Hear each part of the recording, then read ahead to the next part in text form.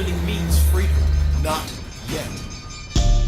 I got 1 job, 2 job, 3 when I need them. I got 5 roommates in this one studio, but I never really see them. And we all came America trying to get a lap dance from Lady Freedom. But now Lady Liberty is acting like Hillary Banks with a prenup. Man, I was brave, sailing on graves. Don't think I didn't notice those tombstones disguised as waves. I'm no dummy, here's something funny. You could be an immigrant without risking your lives, or crossing these borders with thrifty supplies. All you gotta do is see the world with new eyes. Immigrants, we get the job done. Look how far I come. Look how far I come. Look how far I come. We get the job done. Look how far I come. Look how far I come. Look how far I come. Immigrants, we get the job done. It's a hard line when you're an import, baby boy, it's hard times. When you ain't sent for braces, feed the belly of the beast with they pitchforks. Rich chores done by the people that get ignored. Ya se armó, ya se despertaron, it's a whole awakening. La alarma ya sonó hace rato, los que quieren buscan, pero nos apodan como vagos. We're the same ones hustling on every level, ten los datos. Walk a mile in our shoes, abróchense los zapatos. I've been scoping y'all dudes, y'all ain't been working like I do while y'all work ya. It hurts ya, you claim I'm stealing jobs, though Peter Piper claimed he picked them, he just underpaid Pablo. But there ain't a paper trail when you living in the shadows. We America's ghost riders, the credit's only borrowed. It's a matter of time before the checks all come. But immigrants, we get the job done. Look how far I come. Look how far I come. Look how far I come. We get the job done. Look how far I come. Look how far I come. Look how far I come. Immigrants, we get the job. Not yet. It's America's ghost riders, the credit's only borrowed. It's America's ghost riders, America's ghost riders, America's ghost riders, the credit's only borrowed. America's ghost riders, the credit's only borrowed. It's America's ghost riders, the credit's only borrowed. It's America's ghost riders, the credit's only borrowed. It's immigrants, we get the job done.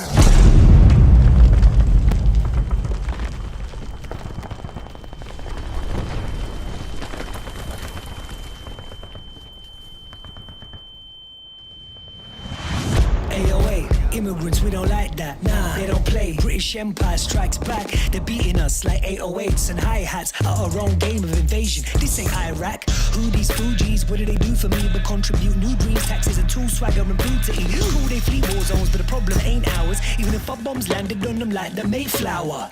Buckingham Palace, a Capitol Hill. Blood of my ancestors had that all built. With an ink you print on your dollar bill. Oil you spilled, thin red line on the flag you hoist when you kill. But still we just say, look how far I come. Hindustan, Pakistan to London, to a galaxy far from their ignorance. Cause immigrants, we get the job done. Por tierra o por agua, identidad falsa. Brincamos muros o flotamos en balsa. La peleamos como Sandino en Nicaragua. Somos como las plantas que crecen sin agua, sin pasaporte americano, porque la mitad de Gringolandia es terreno mexicano. Hay que ser bien hijo de puta. Nosotros les sembramos el árbol y ellos se comen la fruta. Somos los que cruzaron. Aquí vinimos a buscar el oro que nos robaron. Tenemos más trucos que la policía secreta. Metimos la casa completa en una maleta. Con un pico, una pala y un rastrillo te construimos un castillo. ¿Cómo es que dice el coro, cabrón? Immigrants, we get the job done. Look how far I come. Look how far I come. Look how far I come. We get the job done. Look how far I come. Look how far I come. Look how far I come. Immigrants, we get the job done. Look how far I come. Look how far I come. Look how far I come. Immigrants, we get the job done. Not yet.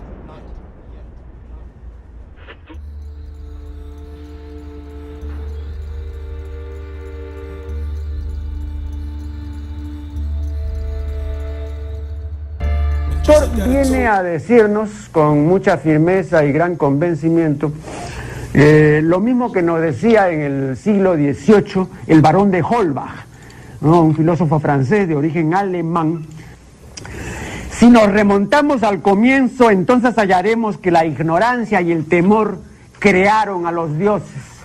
La fantasía, el entusiasmo o el engaño los adornaron o desfiguraron. La debilidad les rinde culto, la credulidad los conserva, la costumbre los respeta y la tiranía los apoya para que la ceguera de los hombres sirva a sus propios intereses.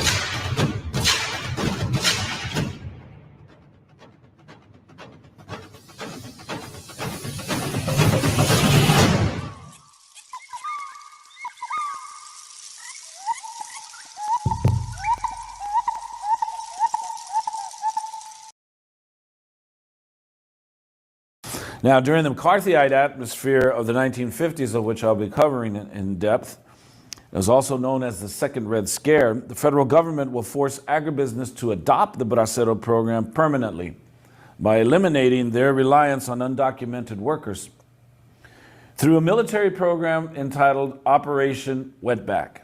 Yes, Operation WETBACK. So this is kind of share with you the mindset of the larger society and what that historian Francisco Valderrama was talking about in terms of Mexicans. And the idea in the national American character and the American psyche is that Mexicans somehow are not part of the American experience. This violation of human rights was designed to break up unionization efforts in the fields, deport those with or without documents, and import braceros as strikebreakers. And it forced growers to hire braceros, not undocumented workers. So let's visit the operation, or let's revisit it. On June 17, 1954, 2,000 undocumented Mexican workers were deported across the United States-Mexican border at the beginning of the most aggressive Mexican deportation program up until that time. Official records state that over the course of the next several months, approximately 1.3 million Mexicans either voluntarily left the United States or were forcibly deported. These mass deportations made up the 1954 campaign known as Operation Wetback. This is its story.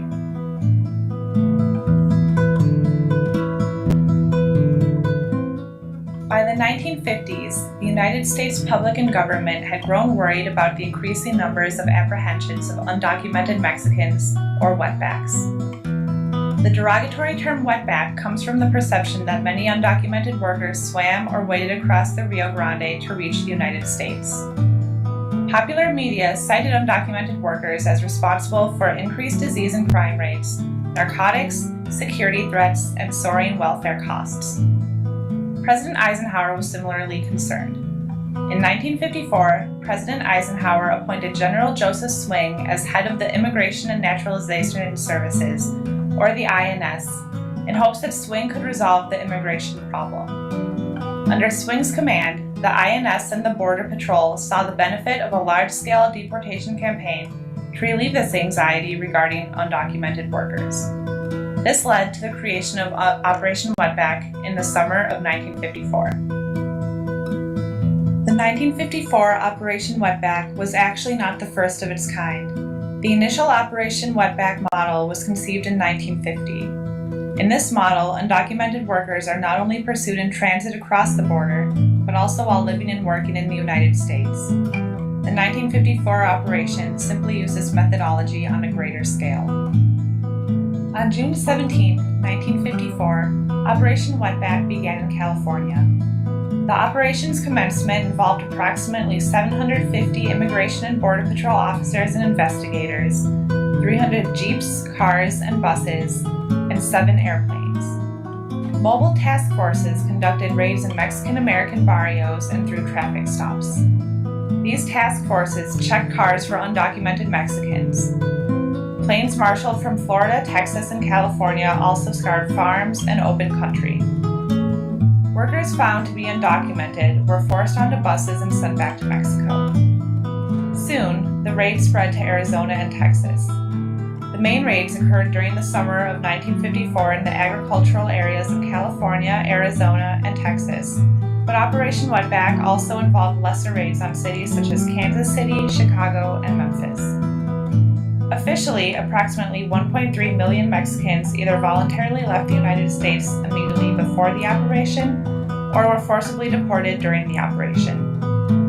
Operation Wetback also relied heavily on newspaper propaganda to garner support for its cause. Media coverage had been arranged so as to generate favorable publicity for the Border Patrol on both the local and national level.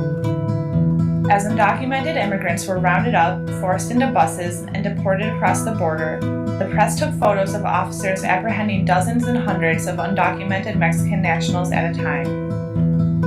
The press's involvement created a constant buzz in the headlines of regional and national newspapers throughout June of 1954. In addition to the mass publicity surrounding the campaign, several historians have suggested that the number of apprehended undocumented workers during Operation Wetback was, in fact, greatly exaggerated.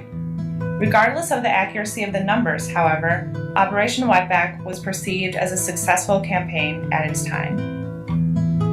Overall, the press releases of Operation Wetback helped persuade government officials, the general public, and agribusiness interests to recognize the Border Patrol and INS as an important sector of the government. While the 1954 Operation Wetback did not curb illegal immigration forever, at the time it was seen as an effective measure to rid the United States of its so-called wetback problem. So we can see through this particular cycle of how the U.S. federal government supports both corporate and business needs for inexpensive workers and profits. And again, since its inception, the United States has maintained groups of rightless workers. So the resounding theme throughout this study and the resounding theme in this cycle is that the federal government ensures people without rights for business. And the United States practices, again, exclusionary citizenship. So again, I can't emphasize enough the significance of the cycles of change in immigration policy. Repatriation, the Bracero program, Operation Wetback. Every generation's experience with recruitment and then deportation is crucial to understand because it reveals this cycle of change that will continue to the present day. And whenever there are economic labor necessities, the remedy becomes Mexican migration, which stimulates a movement of people to the United States. When the labor needs are satisfied, there oftentimes occurs an economic downturn, which results in immigration restriction and deportation. And this process occurs again when the United States is in need of labor. It's important to understand this cycle because it occurs numerous times in the 20th century. It is occurring today. Today's controversy is but a reflection of this cycle.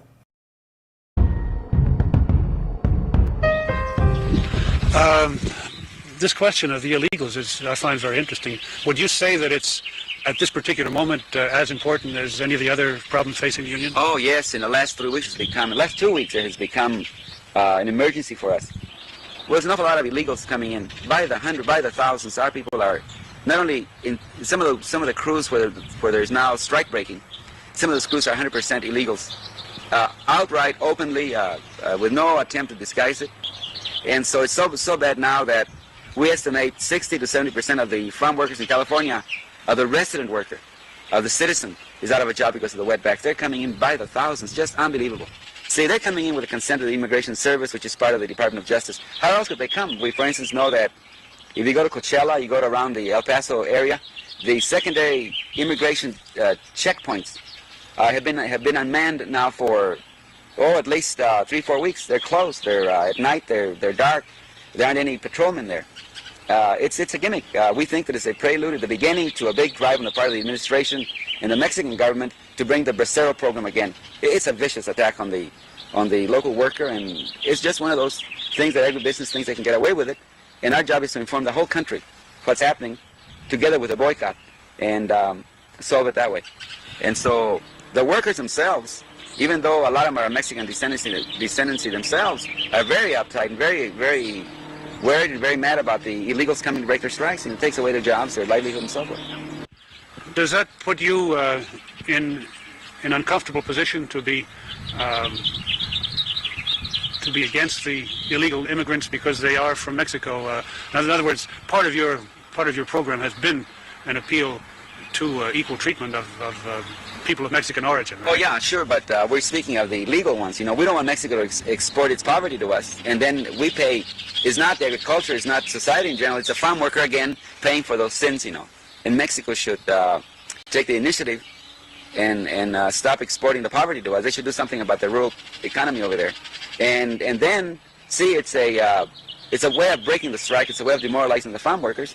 And for instance, workers are going to ask for stamps, for food stamps. They're lining up the offices for welfare, and they're being told, we can't give you a job because there are plenty of jobs. And the workers say, well, there aren't any jobs. We just came from the fields. They won't hire us, or they just laid us off because either because we're strikers, or because we're members of the union, or because the illegals will do the job for half the money we're getting.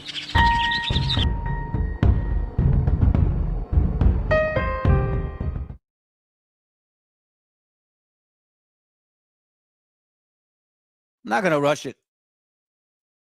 Hey, shalom. Buenas tardes, hermano. Buenas. I want to first of all thank you. I hope that we can continue to improve and grow this channel, because I finally have a vision, family. You know, I mean, I had a vision. Wait. Let's get the Bible real quick. Oh man, you know what? That just reminds me. Let me read this.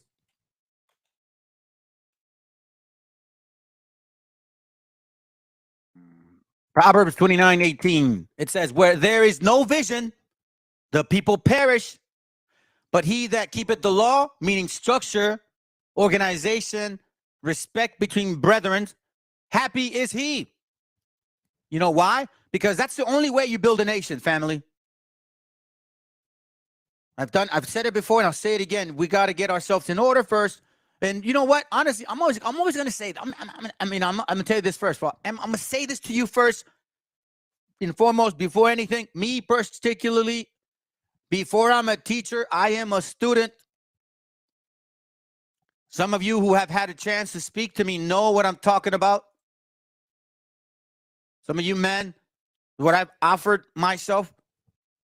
Not just like, hey, listen, man, I'll help you out. You know why? Because I want to learn. Because I know for a fact that there's too many freaking chiefs out here and not enough servants. Everybody wants to be the leader.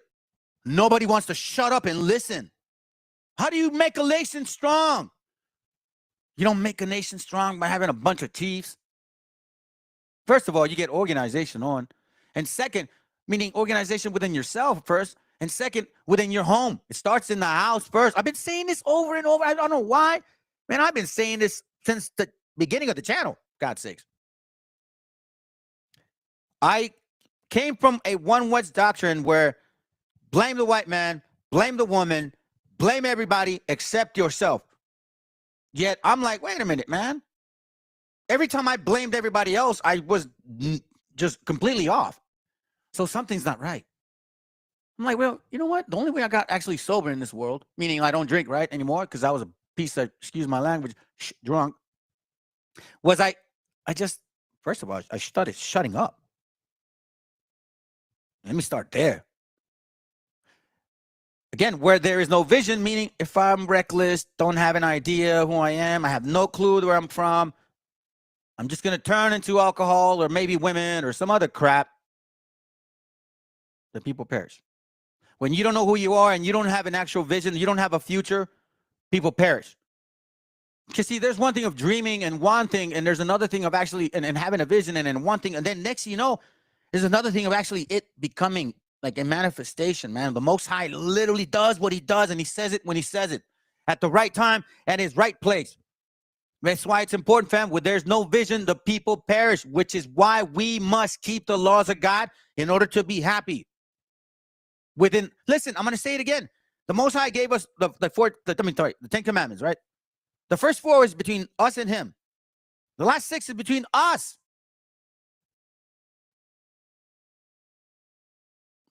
The last 6 is between us, family. Think about that. Where there's no vision, people perish.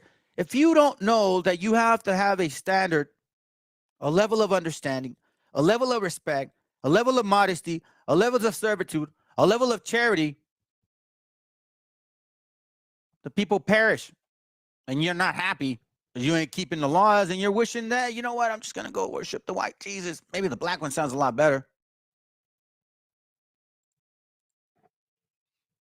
I'm telling you, fam, this is not a channel to hang out with, man. If you guys want some sweet words and lullabies. No, man. Here, we're going to do this.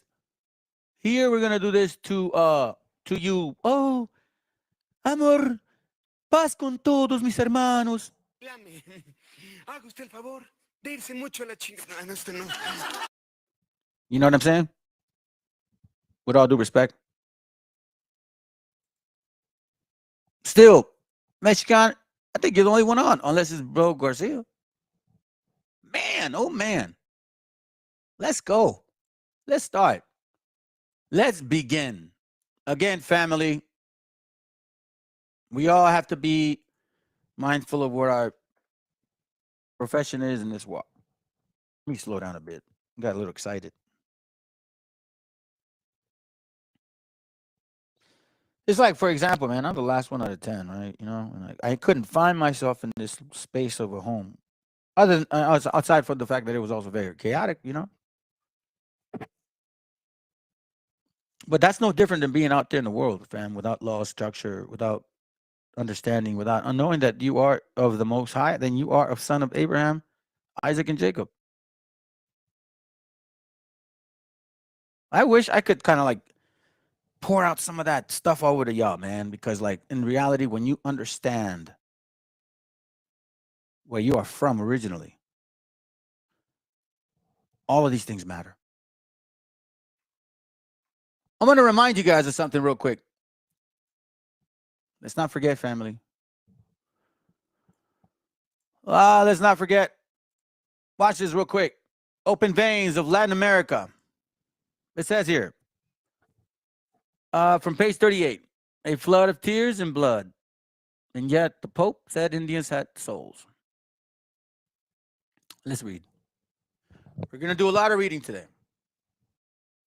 Matter of fact, you know what? I hate to do this to y'all. I'm sorry. I really am. I apologize, family. I apologize. I really am. I really hate to do this to y'all. I need to use the restroom, man. And my God, this is so funny. I literally didn't have to go.